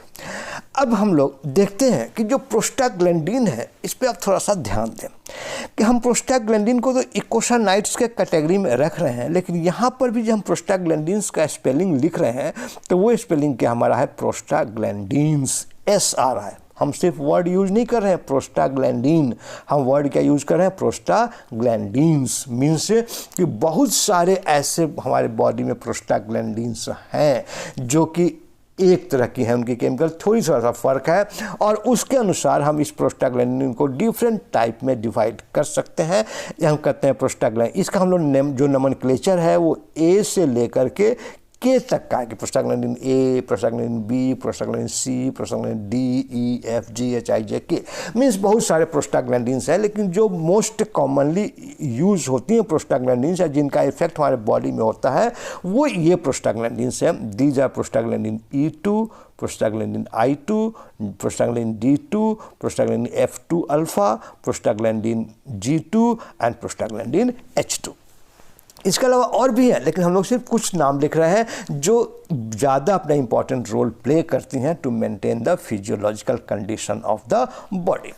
अब हम लोग जानते हैं कि जो हमारी प्रोस्टाग्लैंडिन्स हैं, इस प्रोस्टाग्लैंडिन्स का जो बॉडी के डिफरेंट ऑर्गन्स हैं उन ऑर्गन्स पर अपना क्या क्या इफेक्ट प्रोड्यूस करेंगे। तो सबसे पहला हम लोग ऑर्गन स्टडी करेंगे, that is the cardiovascular system. तो कार्डियोवास्कुलर सिस्टम पे प्रोस्टाग्लैंडिन फिजियोलॉजिकल इफेक्ट क्या प्रोड्यूस कर रही हैं। हम लोग यहाँ पर पैथोलॉजिकल की बात नहीं कर रहे हैं, मीन्स एक्सेस की बात नहीं कर रहे हैं। हम लोग क्या बात करें, जो नॉर्मल कंडीशन में हमारे बॉडी के अंदर प्रोस्टाग्लैंडिन सिक्रीट होती हैं वो प्रोस्टाग्लैंडिन हमारे हार्ट पे और हमारे ब्लड के सर्कुलेटरी सिस्टम पर क्या इफेक्ट प्रोड्यूस करती हैं। तो सबसे पहले कहा जा रहा है कि prostaglandin is a vasodilator, means ये ब्लड वेसल्स को डायलेट करता है। मीन्स वो ब्लड वेसल आपका आर्टरी हो या ब्लड कैपिलरीज हो या वेन्यूल्स हो, कोई भी ब्लड कैपिलरीज हो उनको ये डायलेट करेगा। दूसरा पॉइंट यहाँ पे क्या कहा जा रहा है कि सभी ब्लड वेसल्स को ये डायलेट करेगा, लेकिन जो ब्लड वेसल्स हमारे लंग्स में है, मीन जो पल्मोनरी आर्टरी हैं या जो हमारी पल्मोनरी वेन्स हैं, इन पल्मोनरी आर्टरी और पल्मोनरी वेन्स पे ये वैसो कॉन्स्ट्रिक्शन का इफेक्ट प्रोड्यूस करेगा। समझ गए होंगे, सारे के पे ये वैसोडाइलेशन प्रोड्यूस कर रहा है, लेकिन जो लंग्स हैं लंग्स पे ऊपर ये वैसो कॉन्स्ट्रिक्शन का इफेक्ट प्रोड्यूस कर रहा है। मीन्स वो पल्मोनरी आर्टरी हो या पल्मोनरी वेन हो। अब आइए, अब यहाँ पे हमें जवाब मिलेगा अबाउट द होम्योस्टैसिस, जो हमने पिछले क्लास में पिछले स्लाइड्स में स्टडी किया था, होम्योस्टैसिस। ये होम्योस्टैसिस क्या होता है, देखिए होम्योस्टैसिस का मतलब होता है कि हमारे बॉडी के अंदर एक मैकेनिज्म होती है और उसे हम लोग कहते हैं बैलेंसिंग मैकेनिज्म, कि कोई एक इफेक्ट होगा तो तुरंत हर बॉडी के ऊपर दूसरा इफेक्ट स्टार्ट हो जाएगा जो उसे बैलेंस करेगा। जैसे मान लीजिए कि किसी भी कारण से हमारे बॉडी के अंदर हार्ट बीट इंक्रीज हो गई तो ऑटोमेटिकली हमारी बॉडी रिएक्ट करेगी और उस हार्ट बीट को नॉर्मल ले आएगी। ठीक इसी तरह सपोज करें कि किसी कारण से हमारी जो ब्लड प्रेशर है वो ब्लड प्रेशर इंक्रीज हो गई तो हमारी बॉडी अपने आप एक्ट करेगी और ब्लड प्रेशर को नॉर्मल ले आएगी। या उल्टा हो गया कि किसी कारण से हमारे जो हार्ट बीट है वो हार्ट बीट डिक्रीज हो गई, हमारा बॉडी ऑटोमेटिकली एक्ट करेगा और उसे वो नॉर्मल तक ले आएगा। तो ये जो सिस्टम हमारे बॉडी के अंदर डेवलप है उस सिस्टम को क्या कहते हैं, होम्योस्टैसिस। तो प्रोस्टाग्लैंडिन्स बहुत सारे फैक्टर्स होते हैं जो होम्योस्टैसिस में हेल्प करते हैं, और प्रोस्टाग्लैंडिन भी उनमें से एक है जो हमारे बॉडी के अंदर होम्योस्टैसिस को मेंटेन करने में हेल्प करता है। जहाँ पे हम लोग देखा था, यहाँ पे वर्ड लिखा था होम्योस्टैसिस, तो होम्योस्टैसिस को मेंटेन करने में हेल्प करता है। अब देखिए कैसे हेल्प करता है, इसी स्लाइड से क्लियर होगा। हम लोगों ने क्या स्टडी किया कि जो प्रोस्टाग्लैंडिन है it act as a vasodilator, और हमें मालूम है कि जब ब्लड वेसल्स डायलेट होंगी तो ऑटोमेटिकली हमारी जो ब्लड प्रेशर है वो ब्लड प्रेशर क्या हो जाएगा, डिक्रीज हो जाएगा। अब जब ब्लड प्रेशर डिक्रीज होगा तो हमारी बॉडी का होम्योस्टैसिस मैकेनिज्म इफेक्ट में आ जाएंगे, एक्शन में आ जाएंगे, और उसी टाइम जो हमारा हार्ट है वो heart positive inotropic effect produce करेगा। अब फिर एक प्रश्न आ गया कि आइनोट्रॉपिक इफेक्ट है, that is the positive inotropic effect. Positive inotropic का मतलब क्या हो गया, फोर्स ऑफ कॉन्ट्रैक्शन। बहुत सिंपल कि हमें मालूम है कि हमारी जो मसल्स कॉन्ट्रैक्ट्स और रिलैक्स करती हैं उसमें मिनरल्स मीन्स जैसे कैल्शियम, फास्फोरस, मैग्नीशियम, इन सभी का रोल होता है in the contraction and relaxation of the muscles, means ion का रोल हो गया। अब यदि सपोज करें कि यही रोल हार्ट के ऊपर हो रहा है तो हम उस इफेक्ट का क्या नाम देते हैं, it is the inotropic effect. यदि हार्ट रेट बढ़ गया तो कहेंगे पॉजिटिव आइनोट्रॉपिक इफेक्ट। यदि heart means not rate, contraction force बढ़ गया तो कहेंगे it is the positive inotropic effect, और जब कॉन्ट्रैक्शन रेट डिक्रीज हो गया तब कहेंगे it is the negative inotropic effect. तो क्या होगा कि जैसे ही हमारी बॉडी के अंदर प्रोस्टाग्लैंडिन से ब्लड वेसल्स को डायलेट करेंगी, हमारी जो हार्ट है वो हमारी ब्लड प्रेशर है वो ब्लड प्रेशर डिक्रीज हो जाएगा, और जब ब्लड प्रेशर डिक्रीज होगा तो इमीडिएटली हमारा हार्ट एक्शन में आ जाएगा और पॉजिटिव आइनोट्रॉपिक इफेक्ट प्रोड्यूस करेगा ताकि रिक्वायर्ड ब्लड बॉडी के ब्लड वेसल्स के अंदर पंप किया जा सके। और जब पॉजिटिव आइनोट्रॉपिक इफेक्ट आएगा तो ऑटोमेटिक है कि हमारी जो कार्डियक आउटपुट है वो कार्डियक आउटपुट इंक्रीज हो जाएंगे। तो हम लोगों ने अभी क्या स्टडी किया कि prostaglandins is a potent vasodilator that dilate blood vessels including arteries, blood capillaries and blood venules, and this cause decrease in blood pressure. At this time our heart will start force blood with more force, means positive inotropic effect will be start, and there will be the increased cardiac output to maintain the blood pressure. तो ये हमारी effect हो गई prostaglandins की on the cardiovascular system. अब हम लोग आते हैं इन्फ्लामेशन पे। हम लोगों ने स्टडी किया कि जो प्रोस्टाग्लैंडिन्स जब सिक्रीट होती हैं तो क्या होगा कि जो सेल्स होंगी उस सेल्स के अंदर स्वेलिंग आएगी। स्वेलिंग क्यों आएगी? क्योंकि वहाँ पे कुछ ना कुछ फ्लूइड या कुछ ना कुछ लिक्विड एक्यूमुलेट हो जाएंगे और उसके साथ साथ वहाँ पे पेन भी होगा। अब हम देखते हैं कि ऐसा कैसे होगा। हम ये तो जान चुके हैं कि प्रोस्टाग्लैंडिन आर्टरीज को या ब्लड कैपिलरीज को या ब्लड जो वेन्यूल्स हैं इनको डायलेट करती हैं, और जब डायलेट करेंगी तो वहाँ पर नेचुरल है कि वहाँ पे जो ब्लड होगा वो ब्लड एक्यूमुलेट हो जाएगा, ब्लड का अमाउंट वहाँ पे ज़्यादा हो जाएंगी। और जब ब्लड का एक्यूमुलेशन होगा तो उसमें क्या होगा कि जो फ्लूइड्स हैं वो फ्लूइड्स सेल से बाहर निकलना शुरू हो जाएंगी, और वहाँ पर जो एक्स्ट्रा सेलुलर फ्लूइड होंगी उस एक्स्ट्रा सेलुलर फ्लूइड के अंदर ये ब्लड का लिक्विड मिक्स होना स्टार्ट होगा। और जब एक्स्ट्रा सेलुलर फ्लूइड में लिक्विड एक्यूमुलेट होना शुरू हो जाएंगी तो वहाँ पे हम लोग कहेंगे कि स्वेलिंग आ गई, और जब हम टेक्निकली कहेंगे तो कहेंगे वहाँ पे एडिमा आ गया, और जब एडिमा आ गया तो मतलब क्या हो गया कि वहाँ पे इन्फ्लामेशन प्रोड्यूस हो गई। सिंपल कि प्रोस्टाग्लैंडिन ने क्या किया, आर्टरीज को, ब्लड कैपिलरीज को, वेन्यूल्स को डायलेट किया।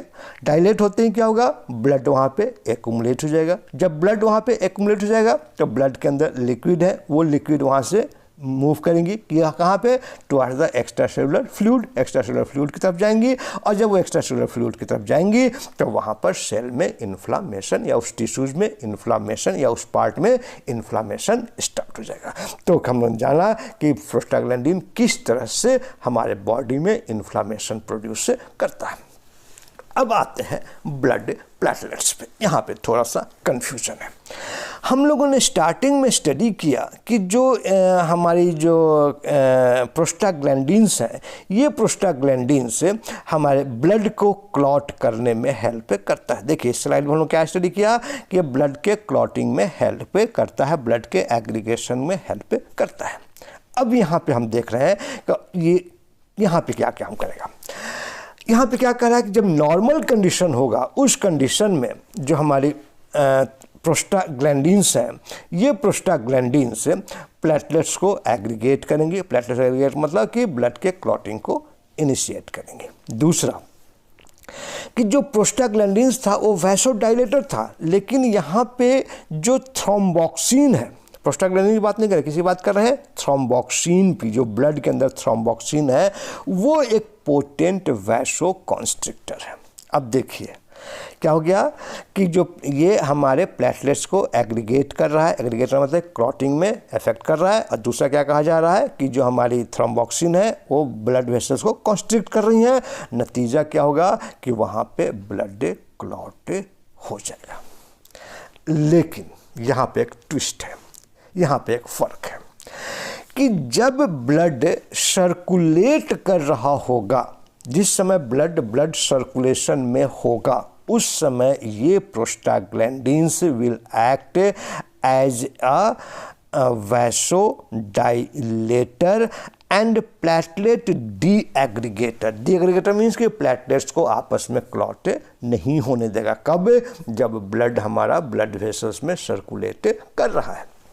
लेकिन जब वो ब्लड कहीं पे कोई एक्सटर्नल स्टिमुलाई आ गई, चोट लग गई या वहाँ पे कट लग गया, तो उस कंडीशन में जो ये प्रोस्टाग्लैंडिन्स होंगी, ये प्रोस्टाग्लैंडिन्स क्या करेंगी, vasoconstrictor and platelets aggregator. Circulation में ये प्लेटलेट्स को डी एग्रीगेट कर रहा है, लेकिन जब हम क्लॉट पे आ रहा है, जब हम कटिंग पे आ रहा है, तो वो प्लेटलेट्स को एग्रीगेट कर रहा है। मीन्स कि ड्यूरिंग ब्लड सर्कुलेशन ये प्लेटलेट्स को एग्रीगेट नहीं करेगा, ब्लड को एग्रीगेट नहीं करेगा, वहाँ पे वो डी एग्रीगेटर की तरह काम करेंगी। लेकिन जब वो सर्कुलेटरी सिस्टम से बाहर निकलने की कोशिश करेगा, कहीं कट लग गया, कहीं चोट लग गया, तब उस कंडीशन में ये पोटेंट वैसो कॉन्स्ट्रिक्टर हो जाएंगे और प्लेटलेट्स को एग्रीगेट करेंगे।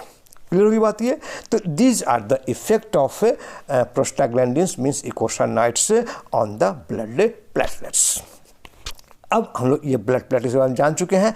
अब आते हैं अपने स्मूथ मसल्स पे कि प्रोस्टाग्लैंडिन्स हैं वो स्मूथ मसल्स पे किस तरह से एक्ट करेगा। तो ये तो हम लोगों ने इस टॉपिक के स्टार्ट में ही पढ़ लिया कि प्रोस्टाग्लैंडिन्स जब यूटेरस के अंदर एंटर करता है तो वहाँ पर वो कॉन्ट्रैक्शन प्रोड्यूस करता है, और यूटेरस की जो मसल्स हैं वो कौन सी मसल्स हैं, तो these are the smooth muscles. Means कि जो प्रोस्टाग्लैंडिन्स हैं वो प्रोस्टाग्लैंडिन्स हमारे इस स्मूथ मसल्स पे कॉन्ट्रैक्शन प्रोड्यूस करेंगे। और स्पेशली यूटेरस के बारे में कहा जाता है कि जैसे जैसे प्रेगनेंसी की जो ड्यूरेशन है वो ड्यूरेशन बढ़ती चली जाएगी, वैसे वैसे यूटेरस की जो सेंसिटिविटी है टुवार्ड्स प्रोस्टाग्लैंडिन्स वो इंक्रीज होता चला जाएगा। कॉन्ट्रैक्शन होगा, लेकिन शुरू में कॉन्ट्रैक्शन क्या होंगे, कम होंगे, लेकिन जैसे जैसे प्रेगनेंसी की ड्यूरेशन बढ़ती जाएंगी 1 month, 2 month, 3 month, 4 month, 7th month, 9th month तक पहुंच जाएंगी। जैसे जैसे ड्यूरेशन को आगे को बढ़ेंगी वैसे वैसे यूटेरस का जो स्मूथ मसल्स हैं उसकी सेंसिटिविटी भी जो होंगी वो सेंसिटिविटी इंक्रीज होती जाएंगी। और eight the end of 9 month की, जैसे ही 9 मंथ के आसपास होगा तो उस समय जो हमारी सर्विक्स है, जो फीमेल की जो सर्विक्स है, जो यूटेरस की जो ओपनिंग है वो डायलेट हो जाएगा और उसे कहेंगे राइपनिंग। जैसे फल पकना होता है उसी तरह यह कहेंगे कि जो यूटेरस है वो पक गया, वो राइप हो गया, और वहाँ पे जो हमारी जो उसकी जो होगी उस सर्विक्स वो सॉफ्ट हो जाएगी ताकि आसानी से डिलीवरी हो सके। मीन्स कि at the time of delivery हमारे बॉडी के अंदर, फीमेल के बॉडी के अंदर जो प्रोस्टाग्लैंडिन्स होंगी उस प्रोस्टाग्लैंडिन्स का लेवल इंक्रीज हो जाएगा ताकि यूटेरस में ज़्यादा से ज़्यादा कॉन्ट्रैक्शन हो, उसकी जो माउथ है वो माउथ ओपन हो जाए और जो फीटस है वो फीटस आसानी से बाहर को निकल जाए। तो ये तो हमारा जनरल फंक्शन हो गया। अब यहाँ पे क्या ध्यान देने वाली बात है कि यदि कोई प्रेग्नेंट लेडी है और किसी भी कारण से उनके बॉडी के अंदर ड्यूरिंग प्रेगनेंसी पेन हो रहा है या इन्फ्लामेशन हो रहा है, तो हमें इस बात का ध्यान रखना होगा और इसको कंट्रोल रखना होगा कि ये इन्फ्लामेशन या पेन न हो, क्योंकि हमें मालूम है कि इन्फ्लामेशन और पेन होने का मतलब क्या है कि हमारे बॉडी में प्रोस्टाग्लैंडिन्स का जो सिक्रेशन है वो बढ़ रहा है, और यदि ड्यूरिंग प्रेगनेंसी उनका प्रोस्टाग्लैंडिन्स की सिक्रेशन ज़्यादा हो जाएंगी तो हो सकता है वहाँ पे एबॉर्शन का प्रॉब्लम हो जाए या जो एबॉर्शन का थ्रेट डेवलप हो जाए। तो इसलिए इस बात का ध्यान रखना होता है कि ड्यूरिंग प्रेगनेंसी लेडीज़ के अंदर कोई इन्फ्लामेशन और पेन ना हो, और इस कंडीशन को हमेशा हमें अवॉइड करना चाहिए। अब एक बात और, तो भाई इसका मतलब क्या हुआ कि हम इस सपोज करो किसी कारण से eight the end of 9 month delivery नहीं हो रही है या लेबर पेन इनिशिएट नहीं हो रहा है। लेबर पेन मीन्स कि डिलीवरी के समय जो लेडीज़ के बॉडी में पेन डेवलप होता है उस समय क्या कहते हैं, लेबर पेन। यदि किसी कारण से लेबर पेन डेवलप नहीं हो रहा है तो हम प्रोस्टाग्लैंडिन्स यूज कर सकते हैं एज ए मेडिसिन, कि हम उनके बॉडी में मेडिसिन के रूप में प्रोस्टाग्लैंडिन को इंजेक्ट कर देंगे, तो उस कंडीशन में उनके यूटेरस के अंदर कॉन्ट्रैक्शन बढ़ जाएगा और बेबी का डिलीवरी हो जाएगा, बेबी का बर्थ हो जाएगा। लेकिन इसका यूज प्रैक्टिकली हम लोग इस पर्पस के लिए नहीं करते, क्योंकि इससे बेटर ड्रग अवेलेबल है मार्केट में to produce the contraction in the uterus और to initiate the labour pain. तो ये हम लोगों ने जाना कि स्मूथ मसल्स के ऊपर हमारे प्रोस्टाग्लैंडिन्स का इफेक्ट क्या होता है, तो वो क्या होगा, दैट इज द कॉन्ट्रैक्शन, के स्मूथ मसल्स में कॉन्ट्रैक्शन प्रोड्यूस करेंगे। अब देखिए फिर कहा जा रहा है कि जो लेडीज़ के अंदर मेंस्ट्रुएशन साइकिल होती हैं, इस मेंस्ट्रुएशन साइकिल के एंड में जब ब्लड फ्लो स्टार्ट होता है उस समय लेडीज़ या गर्ल्स पेन या दर्द महसूस करती हैं, और उसका कारण क्या है, दिस इज़ द प्रोस्टाग्लैंडिन, कि जब मेंस्ट्रुएशन साइकिल कंप्लीट होगा, जब उनके बॉडी का जो एंडोमेट्रियम है वो एंडोमेट्रियम डिटेरियोरेट होना शुरू हो जाएंगी, इनका डिस्ट्रक्शन होना शुरू हो जाएगा, उस समय हमारे बॉडी में प्रोस्टाग्लैंडिन सिंथेसाइज होती हैं ताकि वो यूटेरस के मसल्स को कॉन्ट्रैक्ट कर सके, और जो वहाँ एंडोमेट्रियम है, जो ब्लड है, वो ब्लड हमारे उनके बॉडी से बाहर को एक्सक्रीट हो सके, बाहर को निकल सके। और चूंकि यहाँ पे प्रोस्टाग्लैंडिन सिक्रीट हो रही है, इसलिए लेडीज़ फील या गर्ल्स फील करती हैं pen during the menstruation period, और इसको हम लोग टेक्निकली कहते हैं डिस्मेनोरिया। डिस्मेनोरिया, देखिए वर्ड क्या है, डिस्मेनोरिया। आपने वर्ड सुना होगा डायरिया। डायरिया का मतलब क्या होता है, loose motion, water flow, frequent water flow, uncontrolled water flow. उसी डायरिया की तरह से वर्ड है मेनोरिया, जो मेंस्ट्रुएशन साइकिल से अटैच्ड है। मीन्स यहाँ पे ब्लड फ्लो जब होगा तब उसे कहेंगे मेनोरिया।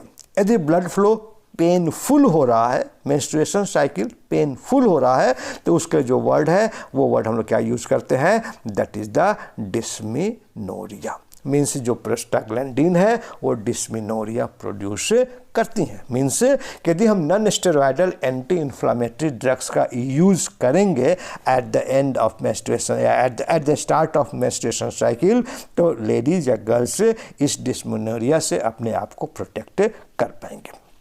दूसरा क्या कहा जा रहा है कि जो हमारा ये प्रोस्टाग्लैंडिन्स हैं वो यूटेराइन ब्लड वेसल्स को कॉन्ट्रैक्ट करेंगे, यूटेराइन के स्मूथ मसल्स को कॉन्ट्रैक्ट करेंगे, वहाँ इस्चेमिक स्ट्रेच करेंगे और यूटेरस में पेन प्रोड्यूस करेंगे। तो these are the effect of prostaglandin on the uterus. अब फीमेल रिप्रोडक्टिव में तो हम लोगों ने जान लिया कि इस प्रोस्टाग्लैंडिन का क्या काम है। मेल रिप्रोडक्टिव ऑर्गन के अंदर हम लोग स्टडी कर चुके हैं कि जो सीमेन है, इस सीमेन में प्रोस्टाग्लैंडिन पाई जाती हैं, और ये जो सीमेन जब यूटेरस के अंदर एंटर करेंगी तो हमारा जो प्रोस्टाग्लैंडिन है उस यूटेरस के वॉल में कॉन्ट्रैक्शन स्टार्ट कर देगा, और कॉन्ट्रैक्शन जब स्टार्ट करेगा तो जो स्पर्म होगा उस स्पर्म की मूवमेंट फास्ट हो जाएंगी और स्पर्म आसानी से ओवम तक के पहुंचने में कामयाब हो जाएगा। तो this is the effect of prostaglandins on the main sperm. अब हम लोग नेक्स्ट इफेक्ट जानने की कोशिश करते हैं about the lungs, bronchial muscles के ऊपर, कि ब्रोंकियल मसल्स में भी मीन्स लंग्स में भी स्मूथ मसल्स पाई जाती हैं, वहाँ पर इसका क्या इफेक्ट है। यूटेरस में तो हम लोग ने जान लिया कि ये यूटेरस के स्मूथ मसल को कॉन्ट्रैक्ट करता है, लेकिन ये हमारी जो लंग्स होंगी उस लंग्स के ऊपर ये पोटेंट वैसोडाइलेटर की तरह काम करता है। देखिए यहाँ वर्ड क्या है, पोटिया वैसोडाइलेटर। अब यहाँ पे थोड़ा सा प्रॉब्लम है, कुछ प्रोस्टाग्लैंडिन्स ऐसी होंगी जो वैसोडाइलेशन की तरह काम करेंगी, कुछ ऐसी होंगी जो ब्रोंको कॉन्स्ट्रिक्शन की तरह कुछ ऐसे होंगे जो ब्रोंको डायलेटर की तरह काम करेंगी, और कुछ ऐसी होंगी जो ब्रोंको कॉन्स्ट्रिक्टर की तरह काम करती हैं। जैसे फॉर एग्जांपल कि प्रोस्टाग्लैंडिन PGE2 की जो PGE2 है, ये PGE2 will act as a bronchodilator, PGI2 will act as a bronchodilator, लेकिन PGD2 और TXA2 मीन्स थ्रोम्बोक्सिन और PGA2 they will act as a bronchoconstrictor, means अलग अलग प्रोस्टाग्लैंडिन्स अपना अलग अलग इफेक्ट प्रोड्यूस करती हैं ऑन द लंग्स, और जब इनका इम्बैलेंस हो जाता है उस कंडीशन में आस्थमेटिक अटैक डेवलप हो जाती हैं। पेशेंट में सफ़र फ्रॉम द आस्थमा, कि पेशेंट को आस्थमा हो सकता है। तो ये तो हम लोगों ने जाना कि प्रोस्टाग्लैंडिन का effect of the prostaglandin on lungs या पल्मोनरी सिस्टम। अब हम लोग जानने की कोशिश करेंगे कि प्रोस्टाग्लैंडिन का गैस्ट्रोइंटेस्टाइनल ट्रैक्ट GIT पे क्या इफेक्ट होता है। हम लोग पहले जान चुके हैं, पहले स्टडी कर चुके हैं कि प्रोस्टाग्लैंडिन GIT के अंदर म्यूकस को सिक्रीट करता है और उससे वो स्टमक के वाल को प्रोटेक्ट करता है from the effect of gastric acid, that is the hydrochloric acid. तो आइए हम लोग एक एक करके देखते हैं कि प्रोस्टाग्लैंडिन का GIT पर क्या इफेक्ट होगा। तो हमें मालूम हो गया कि ये स्टमक के सेल को प्रोटेक्ट करेगा, स्मॉल इंटेस्टाइन के सेल को प्रोटेक्ट करेगा, लार्ज इंटेस्टाइन के सेल को प्रोटेक्ट करेगा। कैसे? तो by the formation of the mucus और by making the layer of mucus on the internal wall of the gastrointestinal tract. अब इससे क्या होगा कि यह एक एंटी अल्सर एक्टिविटी प्रोड्यूस करेगा, मीन्स ये अल्सरेशन से स्टमक को प्रोटेक्ट करेगा। ये गैस्ट्रिक एसिड के सिक्रीशन को भी इनहिबिट करेगा और उसके सिक्रीशन को भी रिड्यूस करता है।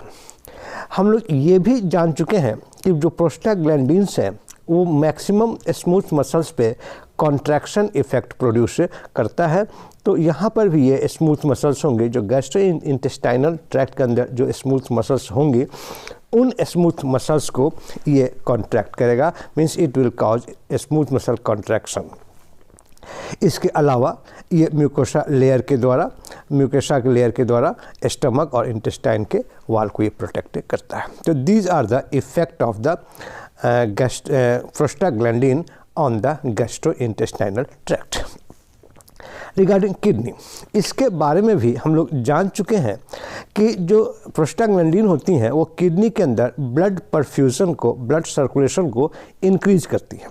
इसके अलावा एक और इफ़ेक्ट होगा कि ये एक हार्मोन होता है एंटी डायरेटिक हार्मोन, ये इस एंटी डायरेटिक हार्मोन को इनहिबिट करती हैं। इस एंटी डायरेटिक हार्मोन को इनहिबिट करने का मतलब क्या हो गया कि डायूरेसिस को ये प्रमोट करेगी। एंटी डायरेटिक हार्मोन क्या काम करेगा कि डायूरेसिस को डायरेसिस को इनहिबिट करता है।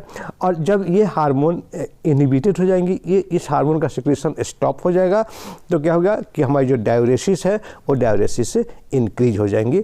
तो प्रोस्टाग्लैंडिन हमारे बॉडी के अंदर डायरेटिक इफेक्ट को इंक्रीज करता है। और जब डायरेटिक इफेक्ट इंक्रीज होगा, इसका मतलब क्या हो गया कि वाटर का जो रीएब्जॉर्प्शन है वो रीएब्जॉर्प्शन बंद हो जाएगा, सोडियम का रीएब्जॉर्प्शन बंद हो जाएगा, पोटाशियम का रीएब्जॉर्प्शन बंद हो जाएगा। तो किडनी के ऊपर इसका क्या इफेक्ट हुआ?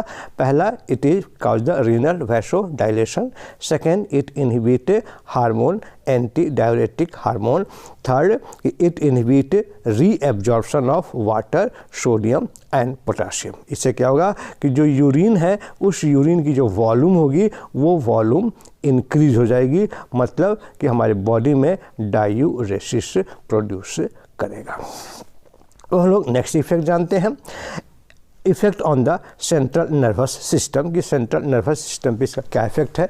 तो हम लोग मालूम है, पहले ही हम लोग जान चुके हैं कि हमारे बॉडी के टेम्परेचर को ये इंक्रीज करता है, हमारे बॉडी के नेचुरल है पेन होगा तो बिहेवियर भी चेंज होगा, और हमारे बॉडी में सीडेशन भी प्रोड्यूस करेगा। इसके अलावा जो ऑटोनॉमिक नर्वस सिस्टम है उसमें क्या होगा, ये हमारे बॉडी के अंदर हाइपर एनाल्जेसिया प्रोड्यूस करता है, हाइपर एल्जेसिया प्रोड्यूस करता है। जब हम वर्ड यूज़ करते हैं एल्जेसिया, इसका मतलब हुआ कि जो हमारी नर्व फाइबर्स हैं वो नर्व फाइबर्स कितना सेंसिटिव है टुवार्ड्स द पेन स्टिमुली, हमारे बॉडी के अंदर जो पेन स्टिमुली है उस स्टिमुली से कितना वो सेंसिटिव है, उसको हम लोग कहते हैं एल्जेसिया। और जो हमारे प्रोस्टाग्लैंडिन है वो हमारे नर्व फाइबर्स के जो सेंसिटिविटी होती हैं, सेंसिटाइजेशन होती हैं, वो उस सेंसिटाइजेशन को इंक्रीज कर देती हैं एफरेंट नर्व से, जिससे क्या होगा कि हमें पेन परसेप्शन ज़्यादा होगा, हमें दर्द ज़्यादा महसूस होगा। और इन्हीं थेरापी, इन्हीं फिजियोलॉजिकल इफेक्ट के आधार पर डिफरेंट थेराप्यूटिक इफेक्ट होंगी हमारे इस प्रोस्टाग्लैंडिन्स का। तो आइए हम लोग जानते हैं कि प्रोस्टाग्लैंडिन्स का हमारे बॉडी में क्या थेराप्यूटिक यूज हो सकता है। लेकिन यहाँ पे एक बात हम क्लियर कर दें कि ये सिर्फ थ्योरेटिकल पोर्शन है। थ्योरेटिकली हम इसका प्रोस्टाग्लैंडिन का हम इन पर्पस के लिए यूज कर सकते हैं, लेकिन प्रैक्टिकली में प्रोस्टाग्लैंडिन्स यूज नहीं रिकमेंड नहीं की जाती हैं by the physician due to availability of the better drugs. तो पहला इसका यूज़ क्या हो गया कि इट हेल्प्स इन एबॉर्शन। यदि हम प्रोस्टाग्लैंडिन को बॉडी में इंट्रोड्यूस करेंगे तो वहाँ पे वो एबॉर्शन प्रोड्यूस कर सकता है। मीन्स यदि हमें किसी कंडीशन में एबॉर्शन की आवश्यकता है तो ये प्रोस्टाग्लैंडिन एबॉर्टिफिशिएंट के रूप में यूज होता है।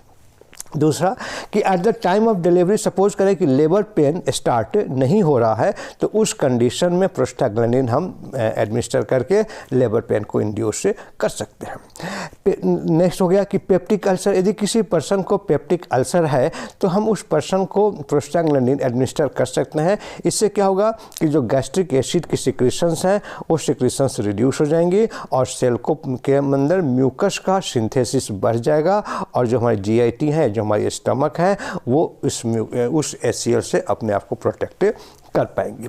इसके अलावा जैसे हम प्लेटलेट्स स्टोरेज की, सपोज करो कि हम प्लेटलेट्स को स्टोर कर रहे हैं तो वहाँ पर ये डी एग्रीगेटर के रूप में एक्ट करेगा और वहाँ पर ये प्लेटलेट्स को स्टोर करने में हेल्प करेगा। और लास्ट है इरेक्टाइल डिसफंक्शन, कि किसी मेल के अंदर यदि पेनिस के अंदर इरेक्शन नहीं हो रहा हो तो उस कंडीशन में हम प्रोस्टाग्लैंडिन देंगे तो वहाँ पे इरेक्शन स्टार्ट हो जाता है। कारण क्या है कि it act as a blood dilation, blood vessel dilation, ये ब्लड वेसल को डायलेट करता है, और जब ब्लड वेसल को डायलेट करेगा तो क्या होगा कि पेनिस का जो ब्लड वेसल होंगे वहाँ डायलेट हो जाएंगे, वहाँ ब्लड फ्लो इंक्रीज हो जाएगा, और जब ब्लड फ्लो इंक्रीज हो जाएगा तो पेनिस के अंदर इरेक्शन भी आ जाएंगे। तो इस तरह से हम लोगों ने आज स्टडी किया कि प्रोस्टाग्लैंडिन्स का क्या यूज है, प्रोस्टाग्लैंडिन्स का क्या फिजियोलॉजिकल इफेक्ट है, और प्रोस्टाग्लैंडिन्स को हम कैसे बायोसिंथेसिस करते हैं।